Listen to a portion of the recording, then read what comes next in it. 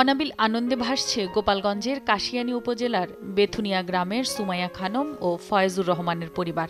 তাদের ঘর আলো করে আজ জন্ম নিল এক কন্যা সন্তান। প্রথম মেয়ে তো অনুভূতি আসলে অন্যরকম, এটা প্রতিটা বাবারই অনুভূতি অন্যরকম থাকে। সবাই আমার মেয়ের জন্য দোয়া করবেন। প্রত্যেকে এর জন্য দোয়া করবেন, ও যেন মানুষের মতো মানুষ হতে পারে। নবজাতক ও তার পরিবারকে শুভকামনা।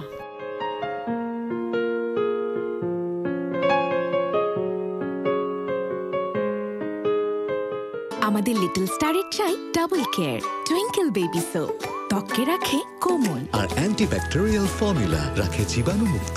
শুরুটা হোক যত্নে।